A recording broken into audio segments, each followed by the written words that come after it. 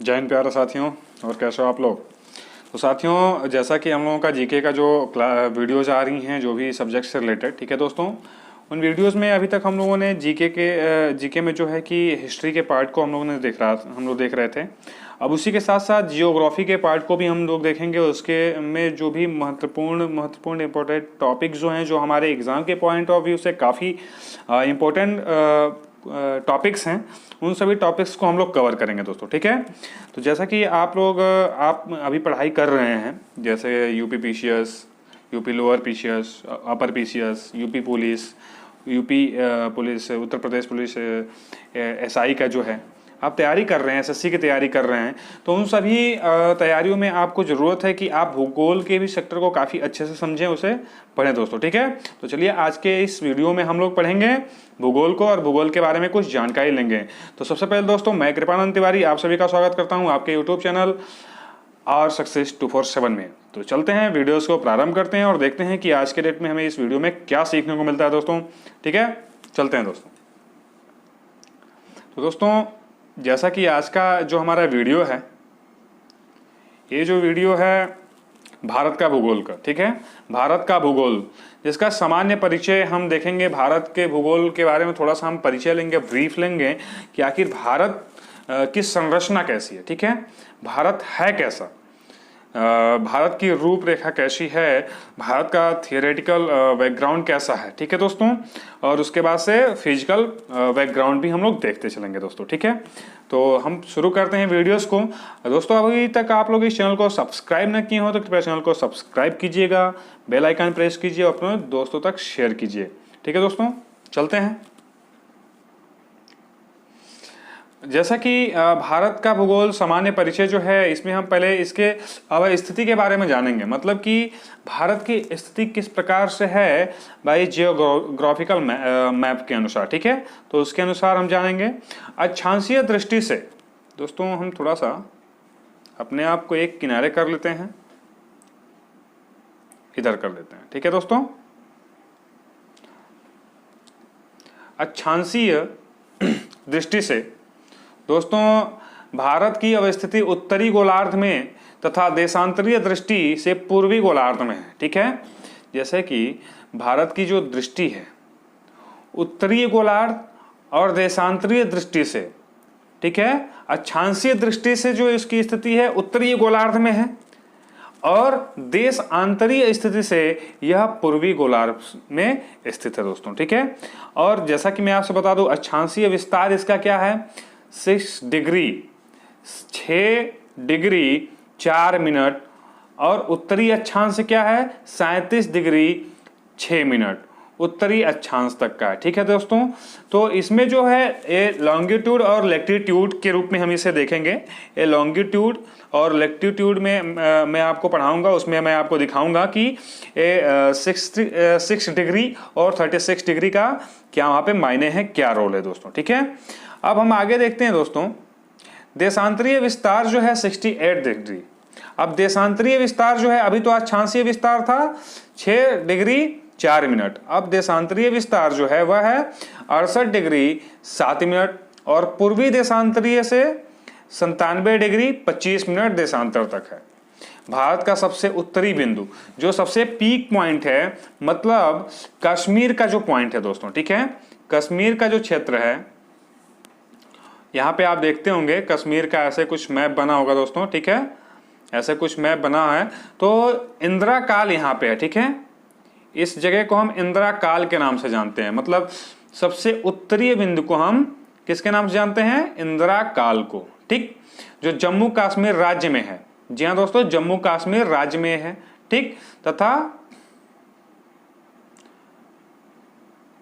सबसे दक्षिणी बिंदु जो है इंदिरा पॉइंट के नाम से है, और सबसे दक्षिणी बिंदु जो है वह इंदिरा पॉइंट के नाम से इसको जानते हैं, जो अंडमान एवं निकोबार द्वीप समूह के ग्रेट निकोबार द्वीप का दक्षिणी बिंदु, बिल्कुल जैसे ग्रेट निकोबार जो है दोस्तों, ग्रेट निकोबार का जो बिंदु है, ठीक है दोस्तों, उसका बिल्कुल दक्षिणी बिंदु जो है वह इंदिरा पॉइंट के नाम से जाना जाता है। इंदिरा पॉइंट के नाम से ग्रेट निकोबार का जगह जाना जाता है, ठीक है। और उसका अक्षांश है 6 डिग्री 4 मिनट। ठीक, इंदिरा पॉइंट को पहले पेगमिलियन पॉइंट अथवा पार्सन पॉइंट के नाम से भी जाना जाता था। अब अगर एग्जाम में पूछ लिया जाता है कि इंदिरा पॉइंट को पहले किसके नाम से जाना जाता था, तो पेगमिलियन पॉइंट और पार्सन पॉइंट के नाम से भी जानते हैं। किसके नाम से? पेगमिलियन और पार्सन पॉइंट के नाम से भी जाना जाता था। भूमध्य रेखा से इसकी दूरी जो है 876 किलोमीटर की है। अब भूमध्य रेखा जो है, जहां से पृथ्वी को आधे भागों में बांटा जाता है, उससे इसकी दूरी कितनी है? 876 किलोमीटर दोस्तों। ठीक है, कितनी है? 876 किलोमीटर की इसकी दूरी है।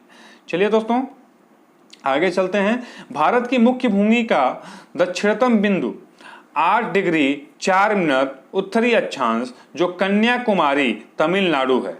ठीक है, जैसे कि भारत का बिल्कुल मुख्य भूमि जो दक्षिणतम बिंदु जो है वह कन्याकुमारी तमिलनाडु में पड़ता है, बिल्कुल आखिरी छोर। ठीक है दोस्तों, ऐसे है। अभी मैं आपको मैप में भी दिखाऊंगा ऐसे। 1 मिनट। ठीक है, कन्याकुमारी तो यहां पे हम कन्याकुमारी को जानेंगे। ठीक है दोस्तों, तो सबसे दक्षिणतम बिंदु जो है कि स्थलीय क्षेत्र का वह है कन्याकुमारी। अब देखिए क्या दिया गया है। भारत की आकृति पूर्णतः त्रिभुजाकार न होकर के, मतलब भारत की जो आकृति है वह पूर्ण रूप से त्रिभुजाकार न होकर के, जैसे त्रिभुजाकार न होकर के वह चतुष्कोणी है। मतलब चतुष्कोणी का मतलब क्या है मैं आपसे बता दूं। देखिए, यह भारत का पीक पॉइंट है। ठीक है दोस्तों, और ऐसे गया हुआ है, फिर ऐसे नीचे आया हुआ है, फिर ऐसे गया हुआ है। तो इसमें यह है, यह चतुष्कोणी के रूप में ऐसे है। ठीक है दोस्तों, तो यह चतुष्कोणी के रूप में भारत का जो फिजिकल बैकग्राउंड है। ठीक है, भारत की आकृति पूर्णतः चतुष्कोणी के रूप में है। पूर्व से पश्चिम की लंबाई 2933 किलोमीटर है। मतलब कि पूर्व से, ध्यान दीजिएगा, ये आपका हो गया पूर्व, ये आपका हो गया पश्चिम, ये आपका हो गया उत्तर, और ये हो गया आपका दक्षिण।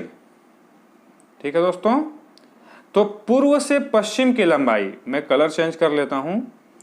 पूर्व से पश्चिम की लंबाई जो है दोस्तों वह है 2933 किलोमीटर। ठीक, और उत्तर से दक्षिण की जो लंबाई है दोस्तों वह है 3214 किलोमीटर। ठीक है, 3214 किलोमीटर इसकी लंबाई है। तो अगर इस प्रकार से देखा जाए तो भारत का कुल क्षेत्रफल जो है कितना है दोस्तों? भारत का कुल क्षेत्रफल 32,87,263 वर्ग किलोमीटर है दोस्तों। कितना है? 32,87,263 किलोमीटर भारत का कुल क्षेत्रफल है दोस्तों। ठीक है, इसकी स्थलीय सीमा की लंबाई 520 किलोमीटर है। अब 15,200 किलोमीटर है। इसकी स्थलीय सीमा जो है दोस्तों उसकी जो टोटल लंबाई है 1520 किलोमीटर, 15,020 किलोमीटर, माफ कीजिएगा 15,200 किलोमीटर। 15,200 किलोमीटर जो है इसकी स्थलीय सीमा की लंबाई है दोस्तों। तथा समुद्र तट की कुल लंबाई कितनी है? 7,516.6 किलोमीटर है। जो स्थलीय समुद्र तट जो है, समुद्र तट की कुल जो इसकी लंबाई है, समुद्र से सटे हुए जो भी इसकी लंबाई है, जैसे कि गुजरात होते हुए, तमिलनाडु होते हुए, उड़ीसा होते हुए, इसकी जो भी ये लंबाई है, ये समुद्र तट से जो टकरा रहा है दोस्तों, इसकी जो टोटल लंबाई है यह है 7516 किलोमीटर के आसपास। ठीक है, और इसके मुख्य भूमि की तटीय लंबाई जो है, अब इसकी जो मुख्य भूमि की तटीय लंबाई है, मतलब कि जहां पे एक समान समुद्र से टकरा रहा है, एक समान समुद्र से जो इसकी तटीय लंबाई है वह है 6100 किलोमीटर। ठीक है, अब यदि राज्यवार देखा जाए तो अन्य तटीय राज्यों की तुलना में गुजरात की तटीय सीमा लंबाई इसकी सर्वाधिक है। जैसे गुजरात जो है सबसे अधिक समुद्र तट से समुद्र से सटा हुआ है। जैसे कि अब देखिए यहां से लेकर के अब ये पूरा जो है समुद्र से सटा हुआ है गुजरात पूरा, ठीक है। अभी मैं आपको मैप में दिखा दूंगा किस प्रकार से गुजरात चिपका हुआ है। तो सबसे ज्यादा गुजरात और इसके बाद जो है आंध्र प्रदेश। देखिए ध्यान दीजिएगा। अब ये जो है आपका ये जो इसकी प्रादेशिक जल सीमा है, ठीक है। अब किस प्रकार से ये प्रदेशों में जल सीमा इसका है, कैसे विस्तार है समुद्र का, उसके बारे में हम देखते हैं। थोड़ा सा ध्यान दीजिएगा। इसको मैं आपको एक फिगर के माध्यम से बताना चाहूंगा। थोड़ा मैं फिगर छोटा कर लेता हूं। चलिए अब देखिए, भारत की प्रादेशिक जल सीमा तट रेखा से 12 समुद्री मील की दूरी तक है, ठीक है। अब दे रहा है भारत की प्रादेशिक जल सीमा जो है तट रेखा से 12 समुद्री मील दूर है, ठीक है। प्रादेशिक जल सीमा, यह प्रादेशिक जल सीमा जो है दोस्तों, यहाँ पे जो आप देख रहे होंगे, यह प्रादेशिक जल सीमा जो है ये जो भारत से सटी हुई है, यह 12 समुद्री मील दूर है, ठीक है। यह टेरिटोरियल सी के नाम से इसको जानते हैं, ठीक है। टेरिटोरियल सी मतलब कि 12 समुद्री मील मतलब कि 12 समुद्री मील जो है यह किसके बराबर है मैं आपसे बता दूं। 1 समुद्री मील बराबर 1.85 किलोमीटर, ठीक है दोस्तों। 1 समुद्री मील बराबर 1.85 किलोमीटर। तो 12 समुद्री मील बराबर जैसा लगभग आप मान लीजिए करीब करीब 20-21 किलोमीटर के आसपास होगा। तो 21 किलोमीटर की दूरी है भारत की प्रादेशिक जल सीमा, ठीक है। अब दे रहा है कि इस क्षेत्र के उपयोग का भारत को संपूर्ण अधिकार है। अब ये जो यहाँ पे क्षेत्र है, इस क्षेत्र पे भारत का संपूर्ण अधिकार है। भारत यहाँ पे अपने हर काम कर सकता है, भारत की नाव यहाँ पे चलती हैं, भारत की सारी चीजें यहाँ पे होती हैं, ठीक है। भारत यहाँ पे प्रादेशिक जल सीमा तट रेखा से 24 रेखा समुद्री मील की दूरी तक क्षेत्र को संलग्न क्षेत्र मंडल कहते हैं। अब देखिए ध्यान दीजिएगा। अब यहाँ पे जो है संलग्न क्षेत्र मंडल में आपको दिखा रहा हूं दोस्तों, ए और बी। पहला ए जो है वह प्रादेशिक जल सीमा है और बी जो शो कर रहा है, ये जो दूसरी लाइन जो आप देख रहे होंगे, आप ठीक से देख पा रहे होंगे, जो दूसरी लाइन आपको जो ये दिख रही है, ये जो बी जो संलग्न क्षेत्र मंडल, संलग्न क्षेत्र मतलब ए और बी दोनों क्षेत्र मंडल को ये दर्शा रहा है, ठीक है। दोनों क्षेत्रों को ये दर्शा रहा है। अब इसमें क्या है, ये 24 मतलब 12 और 12 ये 24 समुद्री मील दूर है ये, ठीक है। अब देखते हैं कि क्षेत्र में भारत को राजकोषीय अधिकार, सीमा शुल्क से संबंधित अधिकार, प्रदूषण नियंत्रण। अब देखिए राजकोषीय मतलब कि इसमें जो भी वित्तीय सहायता होगा, वित्तीय कर होगा, उसका भी अधिकार इसको प्राप्त है। प्रदूषण नियंत्रण का भी अधिकार प्राप्त है। उसके साथ साथ दोस्तों यहाँ पे अप्रवासी कानून भी ये लागू करने का भी इसके पास अधिकार प्राप्त है, ठीक है दोस्तों। जैसे कि आर्थिक क्षेत्र के अंतर्गत संलग्न क्षेत्र के आगे के हुए समुद्री क्षेत्र आते हैं जो तटरेखा से 200 समुद्री मील की दूरी पे। आप देखिए यहाँ पे देखिए अन्य आर्थिक क्षेत्र जो है, जो आपको शो हो रहा होगा, यहां से लेकर के यहां तक की दूरी, ठीक है दोस्तों।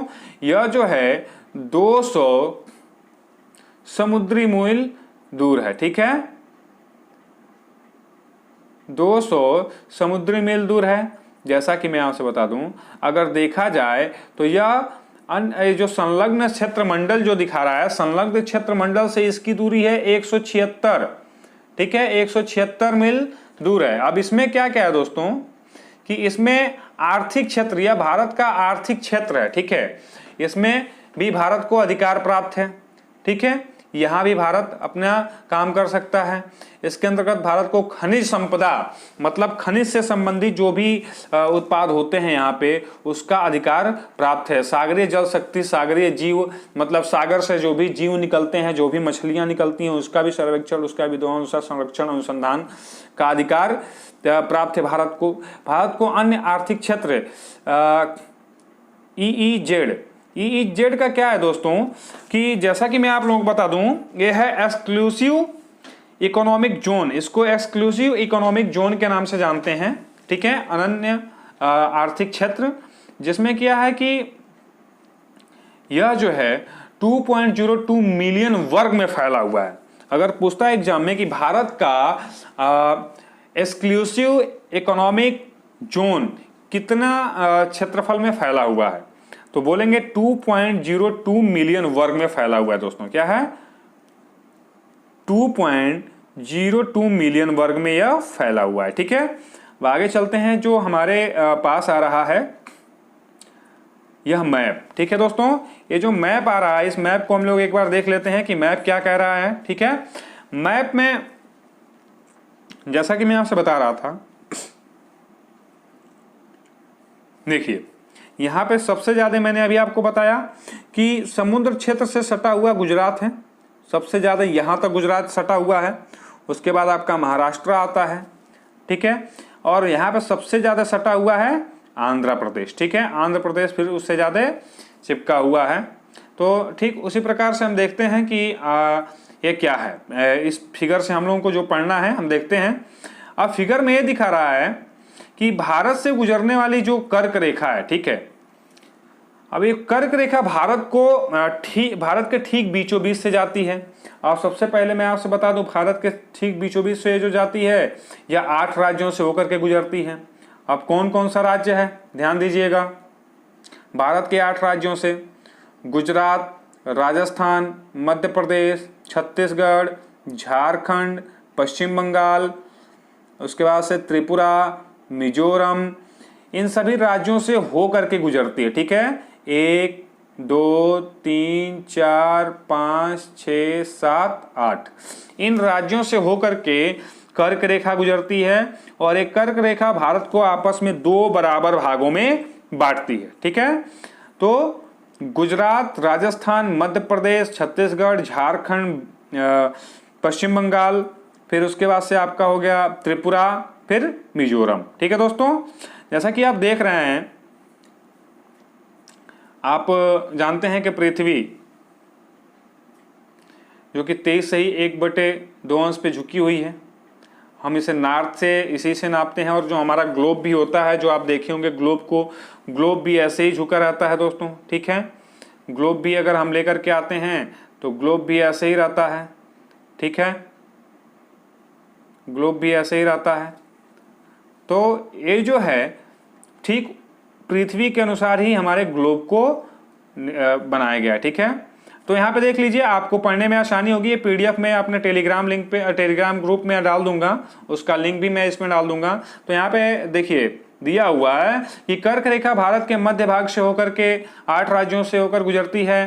पहला गुजरात, राजस्थान, मध्य प्रदेश, छत्तीसगढ़, झारखंड, पश्चिम बंगाल, त्रिपुरा एंड मिजोरम, ठीक है। इन 8 राज्यों से होकर के कर्क रेखा गुजरती है, ठीक है। भारत का देशांतरीय विस्तार अधिक है, अतः इसे 2 समय में लिखा गया है, 2 समय में बांटा जा सकता है था, लेकिन इससे प्रशासनिक एवं अन्य कार्यों में कठिनाई आती। इससे बचने के लिए 82 डिग्री 32 मिनट पूर्वी देशांतर रेखा को देश का मानक यामुत्तर माना गया। यह मानक यामुत्तर उत्तर प्रदेश के मिर्जापुर से होकर के भारत की समय रेखा जो है वह मतलब जो समय रेखा है भारत के मिर्जापुर से होकर के गुजरती है। जो भारतीय मानक समय SIT Greenwich mean time GMT, ठीक है, से 5 घंटा 30 मिनट आगे है, ठीक है। अब देखिए यहां पे क्या है, भारत में जो है कि समय रेखा वह मिर्जापुर से होकर के निकलती है, उत्तर प्रदेश के मिर्जापुर से होकर के निकलती है। ये चीज़ें हमें मालूम चल गई। ठीक है, अगला है प्रशासनिक संगठन। वर्तमान में भारत में 28 राज्य एवं 29 केंद्र शासित प्रदेश हैं, जो 9 केंद्र शासित प्रदेश हैं। अब देखिए क्या है दोस्तों, अभी 2 केंद्र शासित प्रदेश बने हैं हाल ही में, जैसा कि पहले जो थे केंद्र शासित प्रदेशों की संख्या 7 थी, अब जो 2 हो गए हैं लद्दाख एवं जम्मू कश्मीर। ठीक है दोस्तों, तो पहले जम्मू कश्मीर राज्य हुआ करता था, अब राज्य से जब वो हटा तो अब वो केंद्र शासित प्रदेश, अब केंद्र के द्वारा उस पर शासन किया जाएगा, केंद्र के द्वारा जो भी चीज़ें लागू की जाएंगी। ठीक है, अब जम्मू कश्मीर और लद्दाख, इन दोनों का आप देखे होंगे, जम्मू कश्मीर का अलग संविधान है। ठीक है, जम्मू कश्मीर को अलग संविधान दिया गया है। अब देखते हैं कि इसमें क्या मॉडिफिकेशन होता है। धारा 370 अभी हटा है, 370 को हटा दिया गया अगस्त में। ठीक है, 370 को हटाने के बाद से जम्मू कश्मीर को 2 केंद्र शासित राज्यों में बांट दिया गया है, केंद्र द्वारा शासित राज्यों में बांट दिया गया इसे। ठीक, अब देखते हैं कि जो संविधान जम्मू कश्मीर के लिए था, क्या वही संविधान लद्दाख के लिए होगा। ठीक है दोस्तों, अब हमें सरकार इस पे क्या लेकर के आती है दोस्तों। ठीक है, भारतीय राज्य एवं उनकी राजधानियां, जैसे भारत की क्षेत्रफल के जैसे 4 बड़े राज्य और सर्वाधिक से घटते क्रम में, जैसे कि पहला है राजस्थान। राजस्थान की राजधानी आप जानते हैं जयपुर है, पिंक सिटी। ठीक, जयपुर मध्य प्रदेश, भोपाल महाराष्ट्र, मुंबई उत्तर प्रदेश, लखनऊ। तो दोस्तों भारत का सबसे बड़ा राज्य हो गया आपका राजस्थान, दूसरे नंबर पे मध्य प्रदेश, तीसरे नंबर पे महाराष्ट्र और चौथे नंबर पे उत्तर प्रदेश है दोस्तों। ठीक है, और जैसा कि मैं आपसे बता दूं, सबसे छोटा राज्य जो है भारत का, सबसे छोटा राज्य है वो गोवा। ठीक है दोस्तों, और गोवा की राजधानी क्या है, पणजी।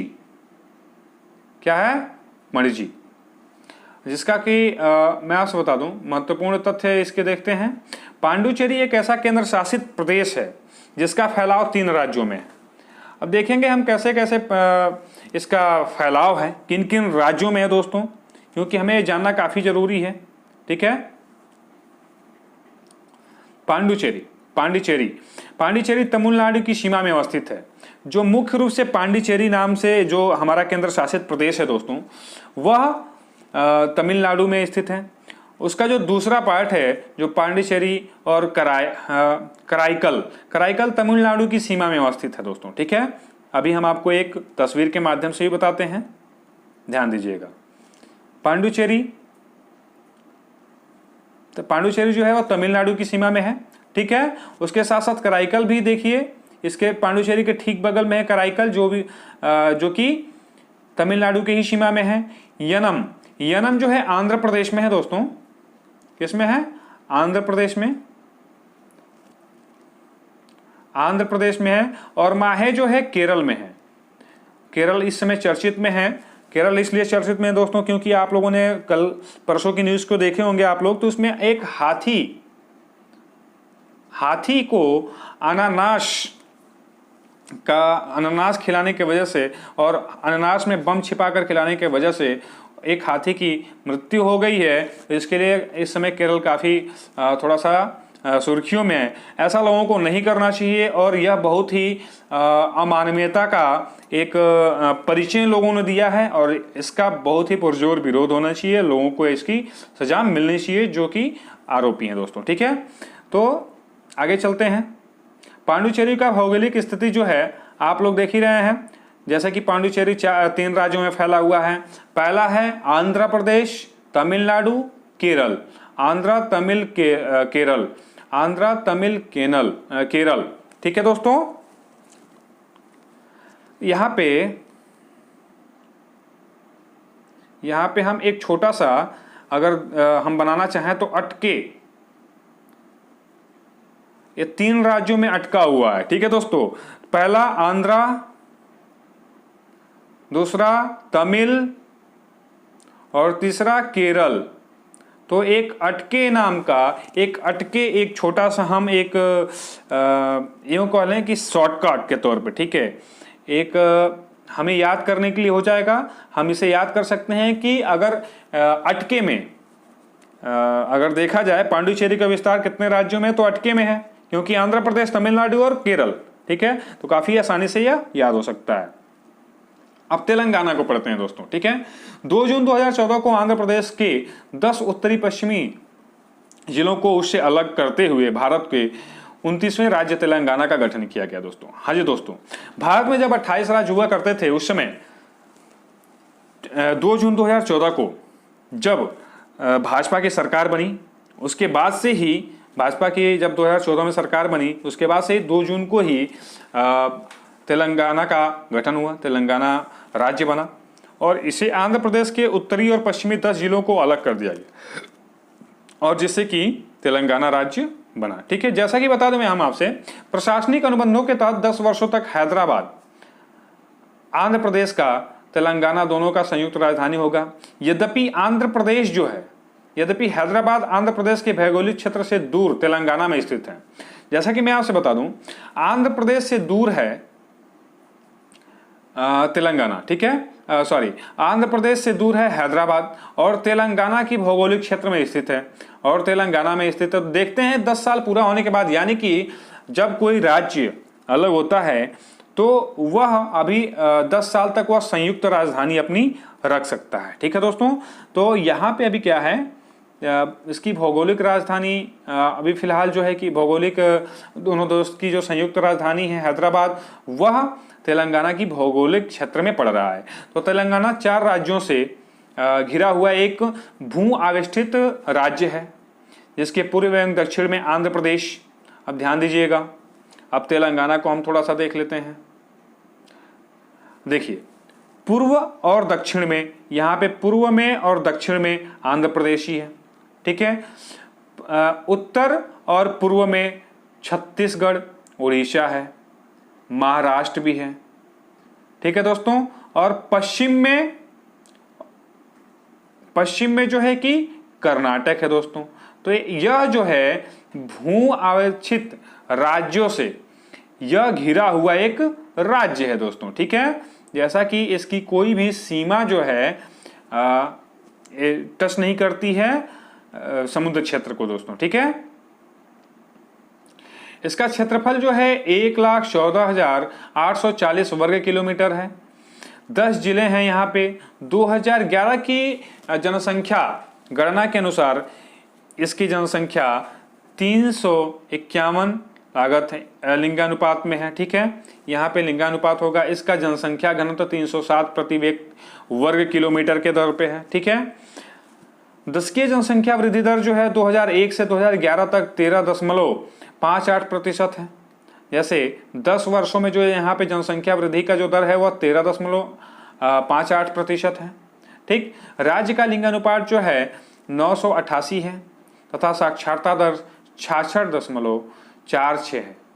अंडमान निकोबार द्वीप समूह के अंतर्गत आने वाले प्रमुख द्वीप उत्तरी अंडमान, मध्य अंडमान, दक्षिणी अंडमान, छोटा अंडमान निकोबार, छोटा निकोबार, बड़ा निकोबार। अंडमान निकोबार द्वीप समूह की राजधानी पोर्ट ब्लेयर दक्षिणी अंडमान द्वीप पर स्थित है। अब देखिए दोस्तों क्या है, यहाँ पे हम देखेंगे अब अंडमान निकोबार द्वीप समूह को। अब अंडमान निकोबार द्वीप समूह के अंतर्गत आने वाले जो भी द्वीप हैं उनका हम नाम लेते हैं। उत्तरी अंडमान, मध्य अंडमान, दक्षिणी अंडमान, छोटा अंडमान निकोबार, छोटा निकोबार, बड़ा निकोबार, ठीक है। अंडमान निकोबार द्वीप समूह की राजधानी जो है दोस्तों वह पोर्ट ब्लेयर है, दक्षिणी अंडमान द्वीप पर स्थित है। पोर्ट ब्लेयर जो है दोस्तों वह दक्षिणी अंडमान पे स्थित है। अब देखते हैं भारत का दक्षिणतम बिंदु जो है, जैसे हम लोगों ने भारत का सबसे उत्तरी बिंदु हम लोगों ने पढ़ा है अभी इंदिरा काल, ठीक उसी प्रकार से भारत का सबसे दक्षिणतम बिंदु जो है वह है इंदिरा पॉइंट, जो ग्रेट निकोबार द्वीप बिंदु पे है, दक्षिणी, बिल्कुल उसके दक्षिणी बिंदु पे ही है। हम आपको एक फिगर के माध्यम से बताना चाहेंगे, ध्यान दीजिएगा। यहां पे है इंदिरा पॉइंट, सबसे दक्षिणी में, सबसे लास्ट में है ग्रेट निकोबार जो द्वीप है दोस्तों, उसके ठीक दक्षिणी में इंदिरा पॉइंट है दोस्तों, ठीक है। आते हैं देखते हैं बैरन द्वीप जो भारत का एकमात्र जागृत ज्वालामुखी है। बैरन द्वीप जो है वह बैरन द्वीप एक भारत का सबसे जागृत, मतलब इस समय भारत में एक जागृत ज्वालामुखी जो है वह बैरन द्वीप है। मध्य अंडमान और पूर्वी भाग में अवस्थित है। मध्य अंडमान के पूर्वी भाग में स्थित है। जैसे कि देख लीजिए यहाँ पे मैं आपको दिखा रहा हूँ, जो मध्य अंडमान है, यहाँ पे मध्य अंडमान के पूर्वी क्षेत्र में स्थित है। तो बैरन द्वीप कहाँ पे है? मध्य अंडमान के ठीक पूर्वी क्षेत्र में स्थित है, जो कि भारत का एकमात्र जागृत ज्वालामुखी है दोस्तों। ठीक है, अगला है नारकोडम द्वीप। उत्तरी अंडमान के उत्तरी पूर्वी भाग में स्थित है, एक ज्वालामुखी द्वीप है। नारकोडम द्वीप उत्तरी अंडमान के उत्तरी पूर्वी भाग में स्थित है। आप ध्यान दीजिएगा, नारकोडम, यह जो उत्तरी अंडमान आपको दिख रहा है दोस्तों, नारकोडम भी एक ज्वालामुखी द्वीप है। ठीक है, और बैरन भी एक ज्वालामुखी द्वीप है। तो यहां पे हम आपसे बता दें, बैरन जो है जागृत ज्वालामुखी द्वीप है और नारकोडम यह मृत ज्वालामुखी द्वीप है। अब यहां पे हम आपसे बता दें कि यह उत्तरी अंडमान के ठीक उत्तरी क्षेत्र में स्थित है। और यहां पे हम आपसे बता दें कि कोको स्ट्रेट लाइन जो है, कोको स्ट्रेट लाइन ठीक उसी के पास है नारकोडम द्वीप। कोको स्ट्रेट द्वीप यहाँ पे देखिए अभी क्या है, समूह म्यांमार एवं उत्तरी अंडमान के मध्य है।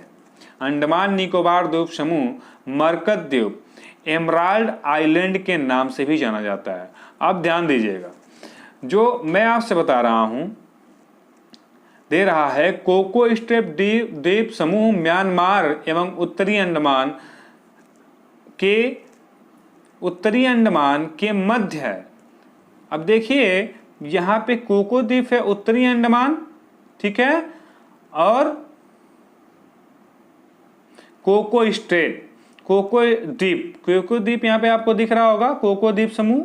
तो यहाँ पे कोको स्ट्रेट जो है, कोको द्वीप और उत्तरी अंडमान के मध्य से होकर के गुजर रही है। ठीक है, मरकत द्वीप एमराल्ड के नाम से भी प्रसिद्ध है। ठीक है, अब देखिए मरकत द्वीप में आपसे बता दूं, मरकत द्वीप को हम एमराल्ड द्वीप के नाम से भी हम जानते हैं। ठीक है दोस्तों, यहाँ पे मरकत द्वीप का कोई मेंशन नहीं है। ठीक है, अब यहाँ पे हम थोड़ा सा याद रख सकते हैं कि